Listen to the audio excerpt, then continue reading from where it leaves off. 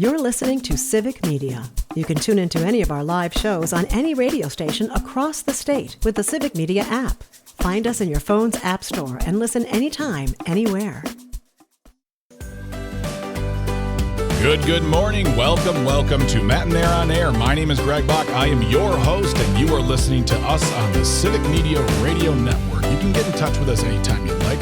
The number is the same whether you call or text. It's 855-752-4842 or 855-75-CIVIC. You can also leave a comment on the live stream. We are currently streaming on Facebook, YouTube, and the platform in this house we still call Twitter. Have a wonderful show today. It's December the 18th. How many days is that till Christmas? It's 7. I hope you have your shopping at least thought about, if not completely completed, or at least, as the old song says, time is on your side for a few days. But we got a great show for you today. At 9:35 after the bottom hour of the news break, we're going to be welcoming Pat Kreitlow, host of Mornings with Pat Kreitlow, soon to be leaving us. If you haven't heard, tomorrow is his last show here at Civic Media. But we're going to be having him on the show to talk about the speech from the president last night. We'll be talking about that a little bit beforehand, but we'll get into the nitty-gritty with him on that in the 9:30. We'll also be talking about the fact that Republicans are starting to break away from party ranks, and some want to extend ACA tax credits for those who want to access health care. Why are they doing it?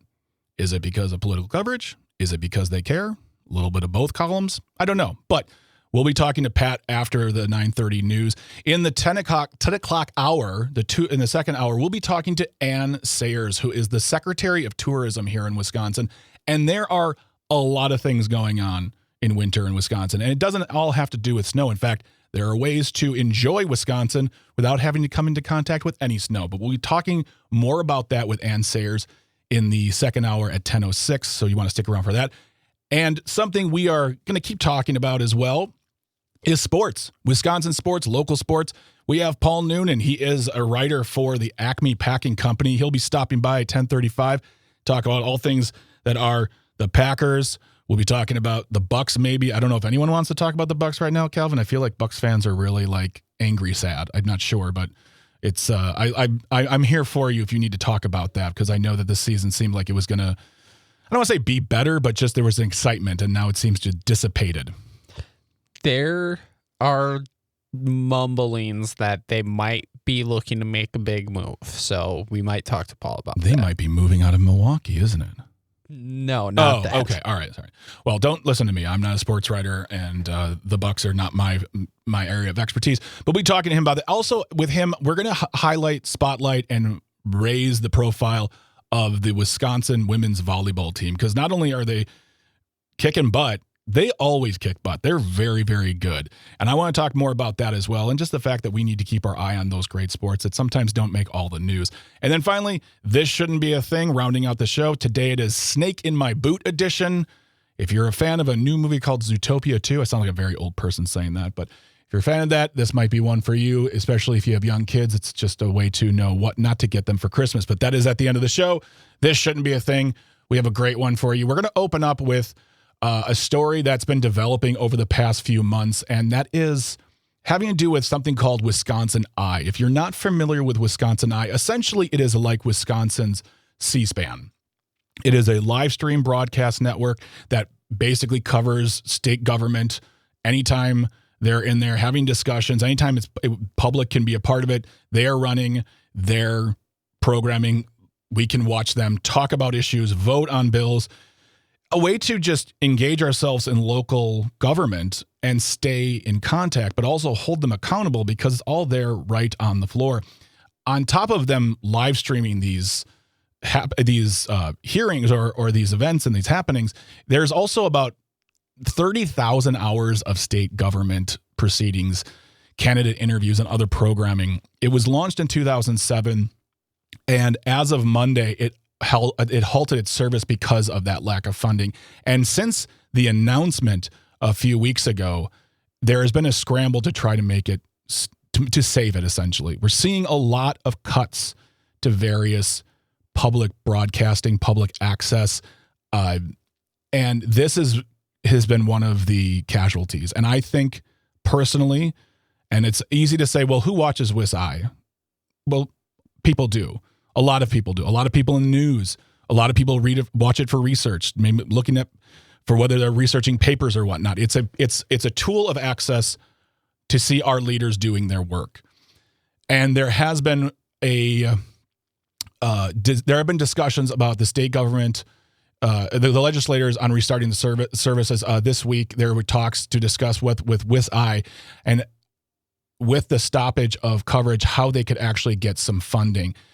There is some pushback, of course, because, the funding from, if you are familiar with Madison, the place where the Capitol is, where legislators do work, not Madison lawmakers. I was given the request to not call them Madison lawmakers. I will say people who are lawmakers, are representatives who work in Madison. There is a very big, there isn't a lot of wanting to give funding, essentially. And it is easy to make the case that WIS-I isn't something worth funding. And they asked the state to provide about $1 million in funding with matching requirements to cover the 2026 budget. And they're having discussions on it. And of course, we have someone who is a main dissenter, and it's not who you think. It's not Assembly Speaker Robin Vos. It's the president of the Wisconsin State Senate, David Lemahue, who says he has expressed skepticism about giving the organization state funding, telling the Associated Press, it's important to make sure the public can view what's going on in state government, but that looking at the way Wisconsin-I is currently run, it seems like they're really burning through money. It's not the most effective use of taxpayer money, so we're not going to give WIS-I a blank check to keep running it irresponsibly. Well, first of all, and I want to make sure the title is Wisconsin-I Leader, State Government Broadcaster in Talks with Legislators on Restarting the Service. This is by Baylor Spears with the byline in the Wisconsin Examiner. A couple things that I have a problem with this. First of all, this is a big issue for me. I don't know how you feel about it. Let me know what you think. 855-752-4842, 855-75-CIVIC.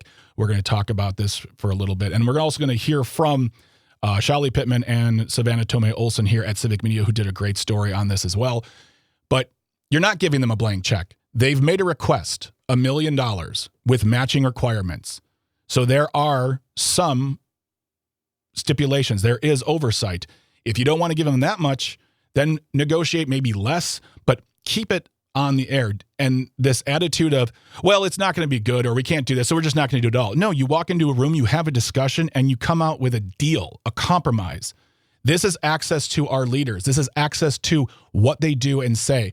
And I'm going to read the quote, nice for people to be able to stay home and be able to watch TV and see what we're doing. It's not nice. It's important. It's helpful. It's beneficial. But that's actually from Diane Hesselbein, and I actually disagree. It's not nice. It's helpful. It's important. It's required, I think. I think it's absolutely a requirement for us to be able to see. And that's something that this government should be absolutely compelled and have to fund. If there are problems with how much there is, we talk about that. We find ways to get outside funding. That's the other problem. With the cuts to public broadcasting, with so much funding and grants going away, folks are getting what's called donor fatigue, which means you can only give so much money to so many groups. And people, regular folks like me and you who write out checks every year to charity, we have to make hard decisions. Are we giving less to this group? Are we not giving to that group? But that's the problem. And that's in effect to what we were talking about yesterday on the show, which is having a positive investment from our leaders in the things that help our communities, and having access to what our leaders say is important. And it's, in my opinion, it should be mandatory. But that's where the conversation is. Don't just whisk it away and say, well, it's a blank check and they're burning through money. Look at the details.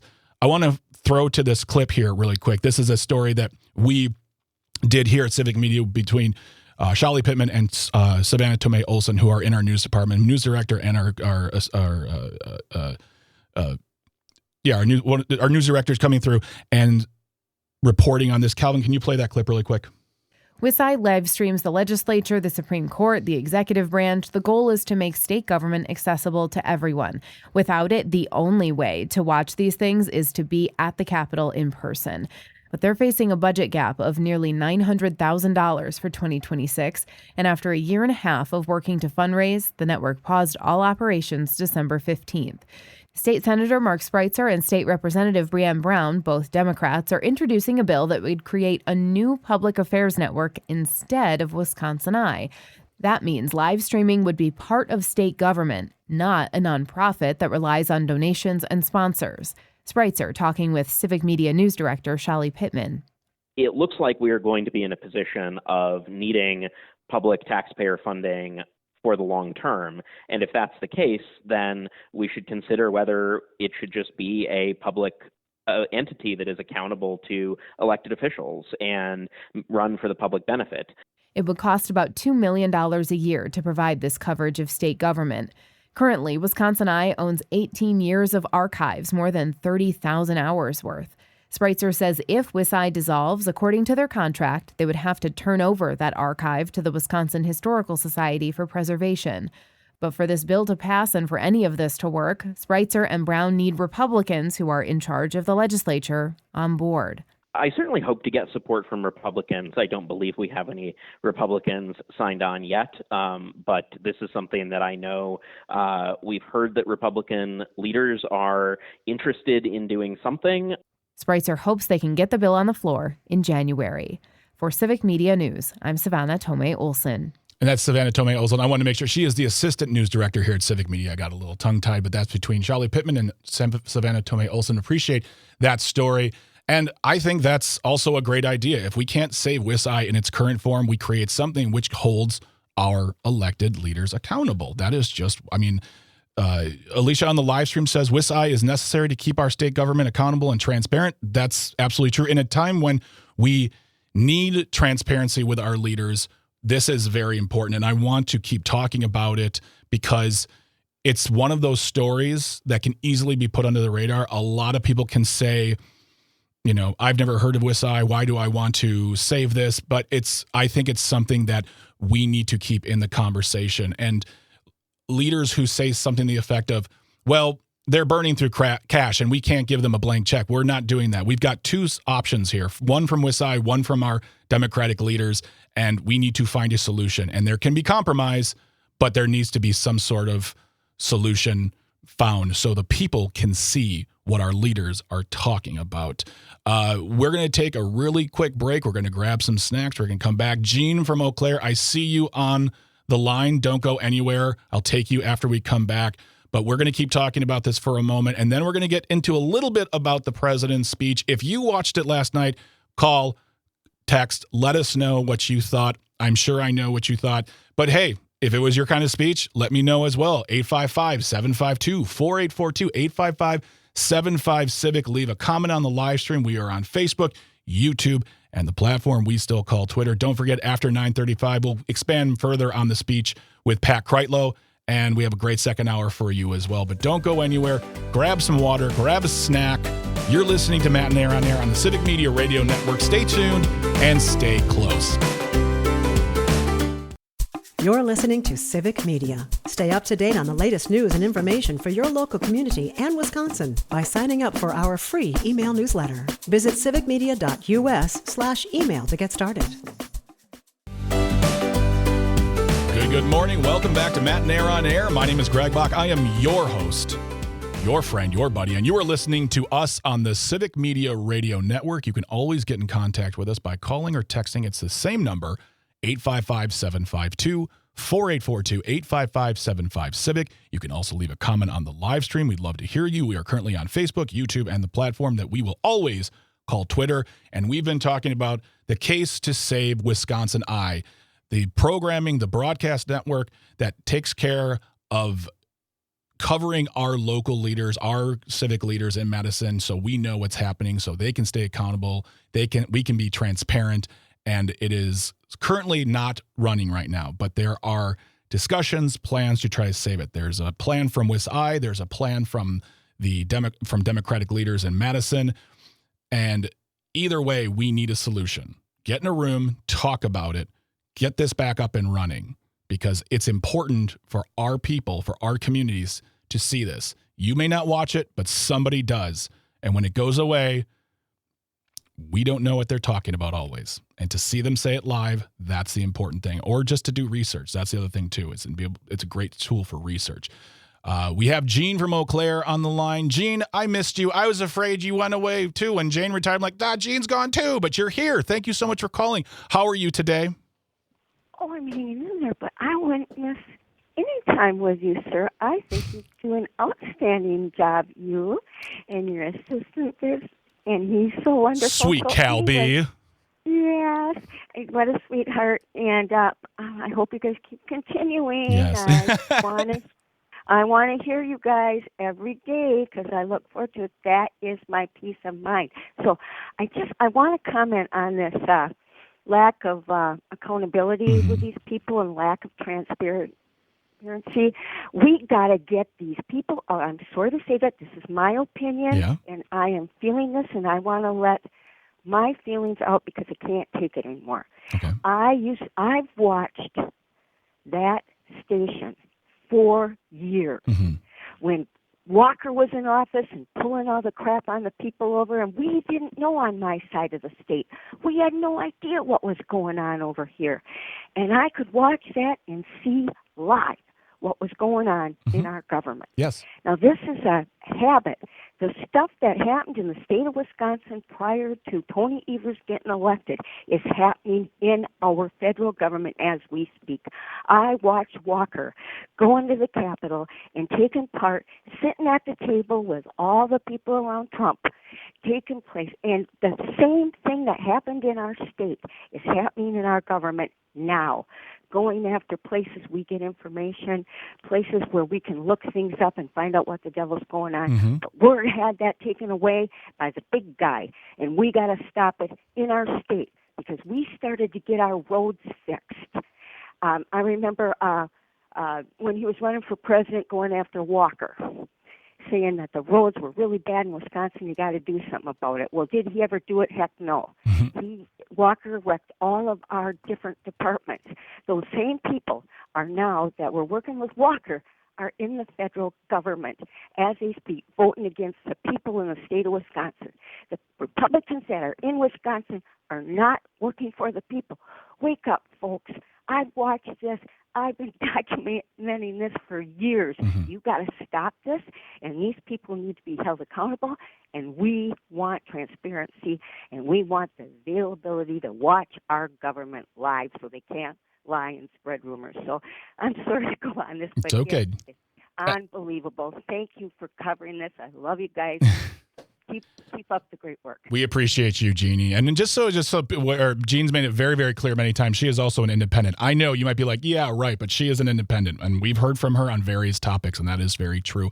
And yes, I mean, Jean said it perfectly. It's about transparency, about accountability. It's about making sure that the leaders who choose to be the voice of the people are actually being the voice of the people. And in matters like this, as I said before, you may not watch WIS-I, but people out there do. It's an important tool, and our leaders shouldn't just say, well, we'll see, or I'm not sure, or it's a waste of money.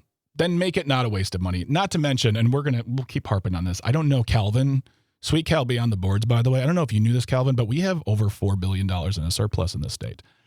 We could easily fund this, like nearly in perpetuity. Well, this is where you're mistaken. Oh, Greg. I'm sorry. We have this is a new segment we call Greg is Mistaken. We don't have $4 billion in surplus. Yeah. Robin Voss has $4 billion in surplus. Oh, that's right. It's a throne of cash. Have you ever seen the movie The Dark Knight? It's like kind of like that. It's just a pile of cash in a warehouse where he's just sitting there looking at it going, that's my money. But no, this is where I make the appeal, and I'm going to keep doing it until I can't do it on the air, and then I'll just scream it on a corner. myvote.wi.gov. Call your leaders. Talk to them. Even if they're leaders that you agree with, even if they're leaders that you vote for, tell them how important this is. Tell them to speak to their Republican colleagues. Tell them to speak to anybody in the State House who may disagree, and have a conversation. Find a compromise. Find a way to get WIS-I back on the air. Have these conversations also at home on the holidays. I don't feel like this is a conversation that will start a fight at the holiday dinner table. Access to public media is something that is beneficial for all We've also talked about this topic at length this year with the cuts to public broadcasting because of the closure of the Corporation for Public Broadcasting. This is just another symptom. This is another casualty, and we can't have it. Wisconsin's better than this. We've got to find a solution, and we find it together. And as to say the slogan, we move forward. So when we come back, we're going to talk about President Trump's speech last night. We're going to discuss some of the the nuance. I'm not sure that word's applicable, but we're going to be doing that with host of Mornings with Pat Kreitlow. Mr. Pat Kreitlow will be right here on the show. Don't go anywhere. You're listening to Matt and Air on Air on the Civic Media Radio Network. Stay tuned. Stay close. Good morning. Welcome back to Matt and Air on Air. My name is Greg Bach. I'm your host, your buddy, your pal, and we are on the Civic Media Radio Network. You can get in touch with us anytime by calling or texting. The number is the same, 855-752-4842, 855-75-CIVIC, and you can always leave a comment on the live stream. We are currently on Facebook, YouTube, and the platform that we still call Twitter. A lot coming up in the next hour. We've got Secretary of Tourism here in Wisconsin, Ann Sayers, to talk about all the things you can do over the winter break, over the winter months. Some of them have nothing to do with snow, and I know that's a big deal for some of you. And then, of course, Paul Noonan after the 10:30 news. We're going to be talking sports. The Bucks, maybe. Packers, probably. Wisconsin women's volleyball for sure. So you don't want to miss that discussion. And then, of course, this shouldn't be a thing today. It is Snake in My Boot edition. So don't go anywhere. We got lots of great show ahead of us, and we want you to be part of it. And we thank you for your time. Our next guest, our buddy here in the chat on the show, is the host, for now, of Mornings with Pat Kreitlow. It is Mr. Pat Kreitlow. And yes, if you all haven't heard the news, tomorrow is your last broadcast here at Civic Media. And I think you used the best word on our secret show. It's melancholy. Yes. Limited time offer. Tune in one more time from 6 to 9. It's a little bittersweet. More sweet than bitter. Yeah. Bitter than sweet. I mean, the thing is that you are by no means quitting like Jane McNair, am I right? Oh my God. But I am not retiring. I have been bridging I've been basically working 2 jobs, and it's time for the one where I am actually employed. Yeah. It gets more of my time in 2026 is what it is. And we're going to talk more about that in a little bit, because I don't think people understand quite that, it's kind of a sports thing where it's like we have you on loan for the team. On loan, If you've yes. watched Ted Lasso season 1, you understand what, we've got the player on loan, and the original team is now calling you back. But there you go. That's just my way of saying watch Ted Lasso. It'll make you feel so good. Yes. Maybe the opposite of that right now, and I don't want to dredge too deep into that sort of tomfoolery, but the president did make an address to the nation last night at 9 p.m. Well, 8 p.m. our time, 9 p.m. Eastern, and it went on all the networks, and there was a lot of speculation, because I guess there were pictures of Marco Rubio, who's the Secretary of State, walking around the Oval Office, and we're like, are we going to war? Well, not really. Before we get into it, Calvin, I want you to play for me that clip of the president's speech from last night, please. Good evening, America. 11 months ago, I inherited a mess, and I'm fixing it. And that's the president talking for about the next 19 minutes. And I really don't want to play more than that. I think that the New York Times published an article with a great article that gave us 6 takeaways from it. And I was speaking with a friend, and she was saying that she watched the whole thing live. And I said, I can't do that. I need multiple walk around and snack breaks when I listen to him speak. But I think the biggest takeaway, and the number one takeaway, Pat, is that he was combative as usual, standing at the podium with the seal. What were your thoughts when you watched or listened to his speech?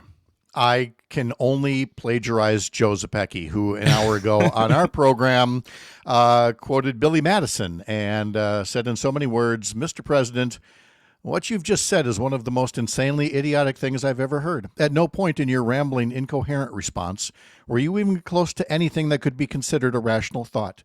Everyone in this room is now dumber for having listened to it. I award you no points, and may God have mercy on your soul. And that would be the kindest thing that could have been said about that quote-unquote speech last night. And that's the thing, is it brought up real concern beforehand, because there's a lot going on in the world that is in the news that's happening, whether we're talking about blowing up ships or seizing Venezuelan oil tankers or just wanting to really pick a fight with Venezuela. A war for oil?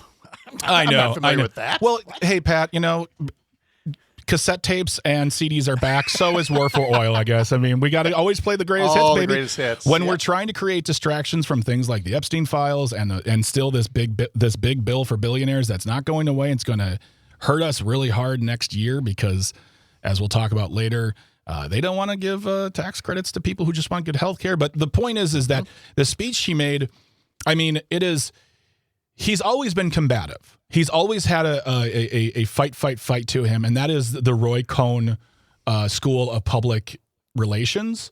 Right. But now it's become even more, it's become almost caricature, but he's a man who's in the Oval Office. I mean, no greater example can be given than this new Hall of Presidents, those placards that are everywhere. And it's shameful. Juvenile. It's juvenile and it's shameful. And I hate saying that because I want to have the conversation. I want to say to people, like, what about this makes you say, yeah? What are you, I mean, I'm bereft of words, even though I'm still talking, Pat.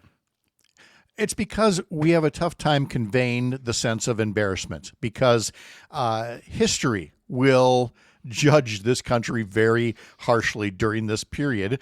And a whole lot of people will say, I didn't vote for him, who probably did vote for him, but they're not going to want to acknowledge it later on that somebody, first off, so unqualified, but then as it turns out, so hostile and antithetical to American values, managed to not only win the election, but then, take a wrecking ball to the economy and then take a wrecking ball quite literally to the White House.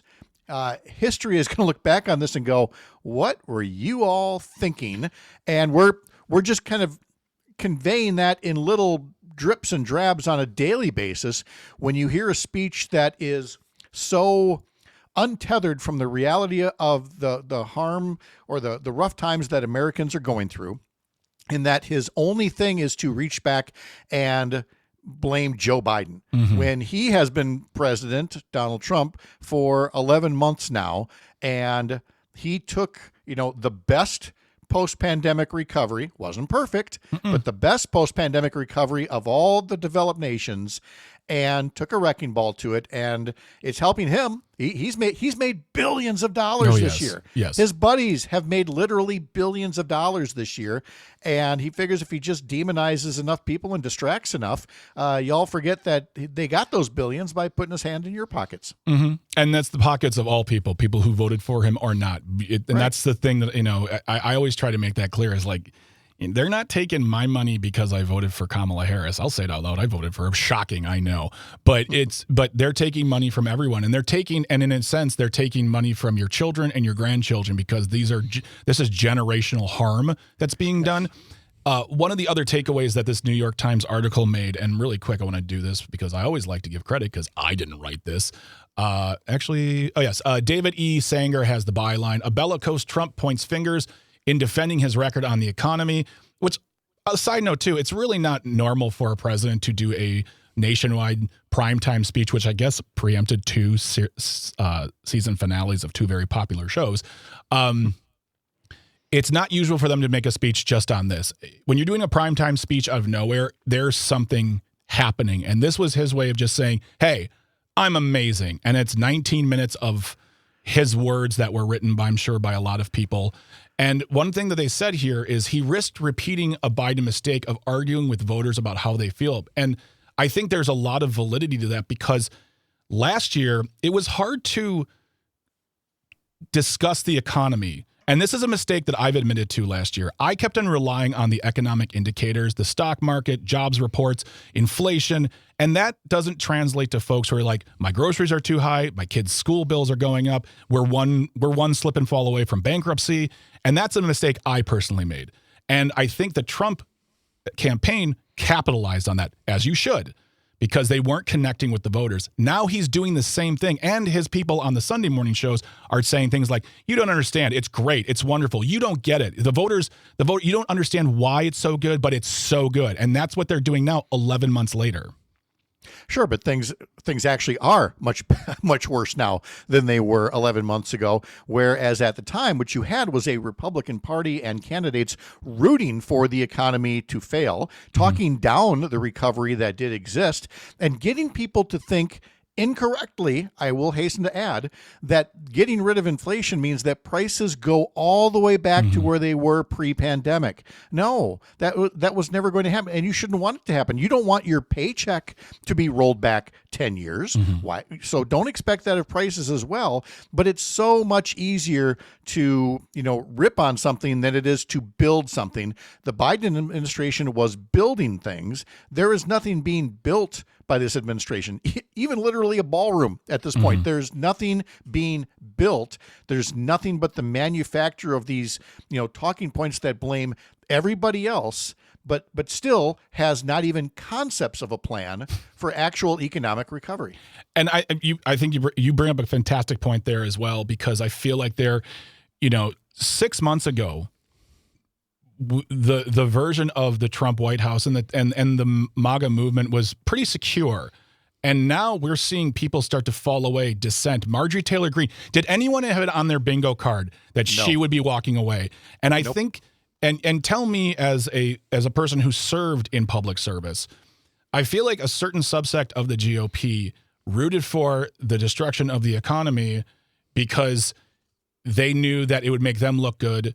But do you think they thought it would go this far, and now they see that it's not good, therefore some of them are dissenting? They knew that it might. They knew this was a risk they were willing to take. This was a very calculated gamble that they wanted to get, first and foremost, the 2017 tax cuts that overwhelmingly favored the very wealthy. They wanted to get those re-upped. And they did. Mission accomplished on that front.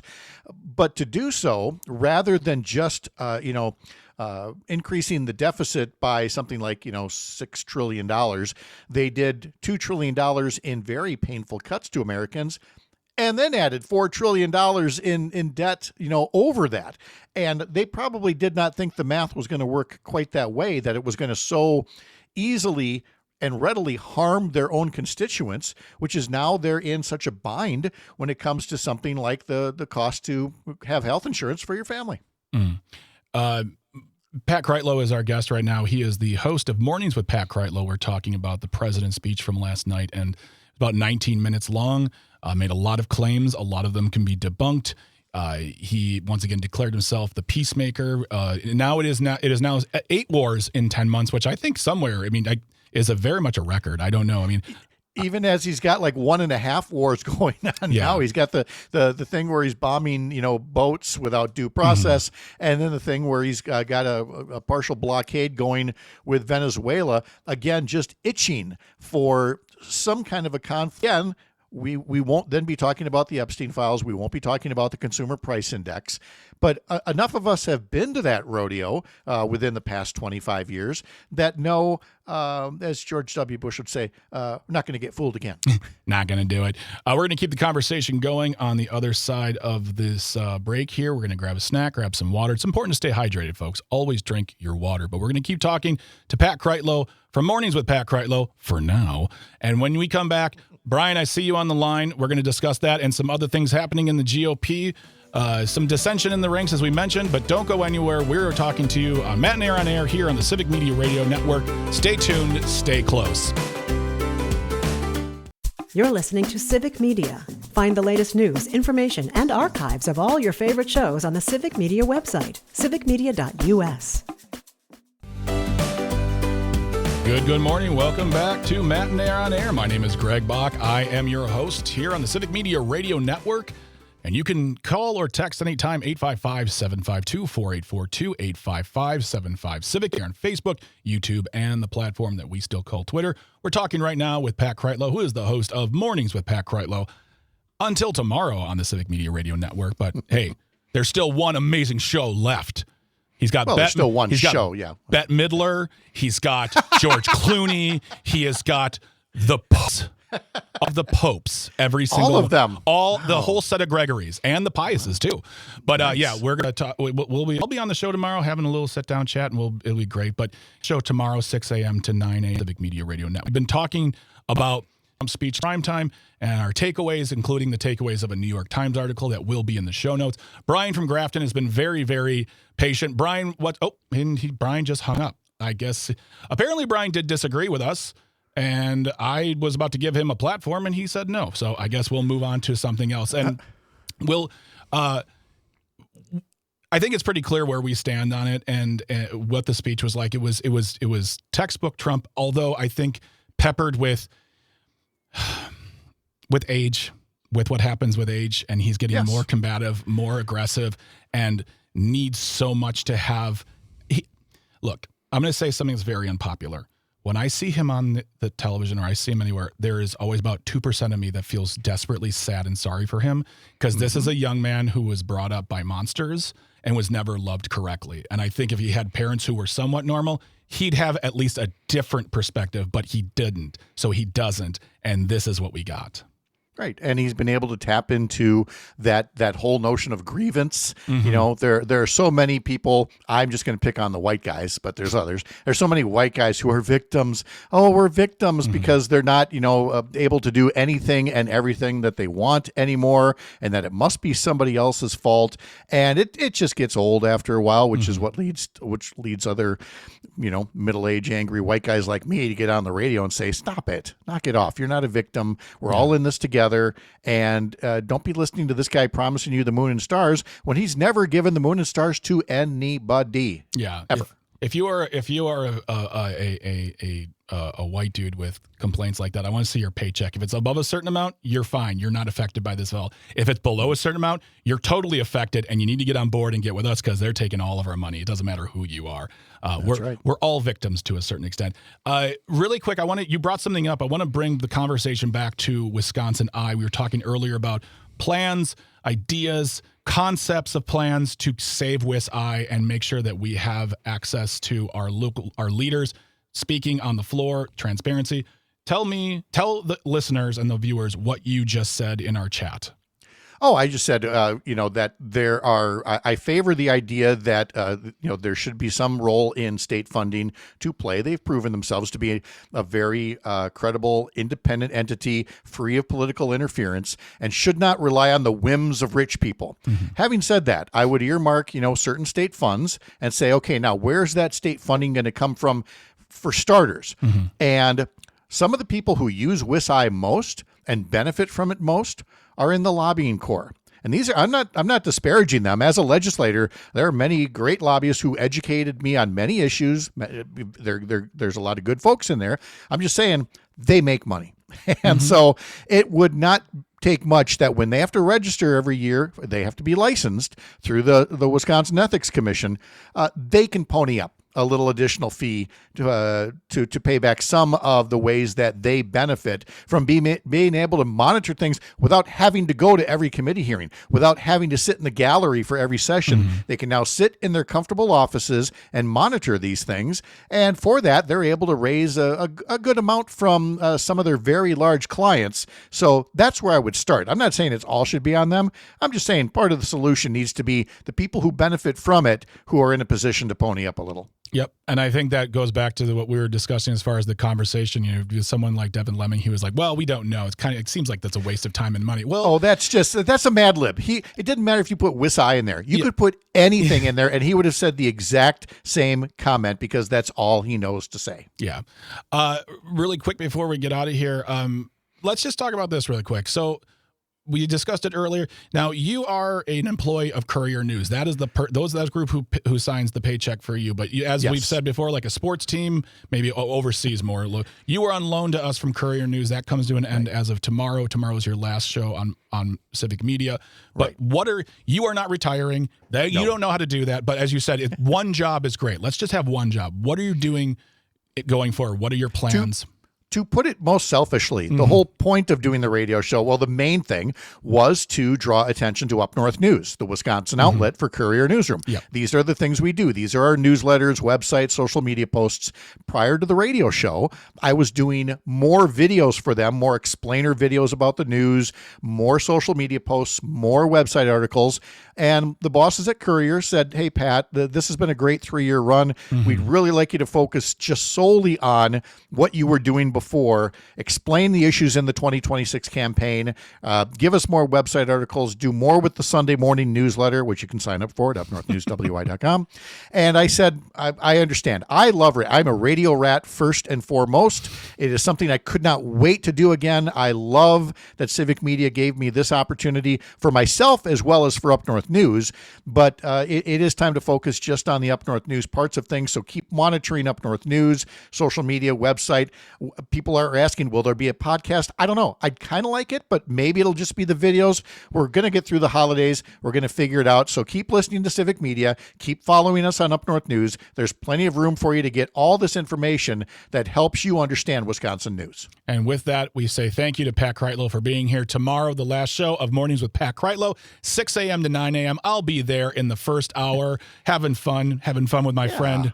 And I thank you so much for being a part of this for so long and being a part of this show and having great conversations. What a good friend I got out of this. Indeed, thank you, Greg. you have. All right, when we come back, we'll be speaking to Ann Sayers, who is the Wisconsin Secretary of Tourism here on Matt and Aaron on Air. Don't go anywhere. You're listening to the Civic Media Radio Network. Stay tuned. Stay close. The national news cycle never stops, but it can be hard to find news about your local community. Civic Media is dedicated to providing quality local and state news coverage across Wisconsin. With the Civic Media app, you can get notifications about local stories that matter to you and your community. Find the free Civic Media app in your phone's app store and choose notifications from the menu to tell us what kind of news you want to hear about.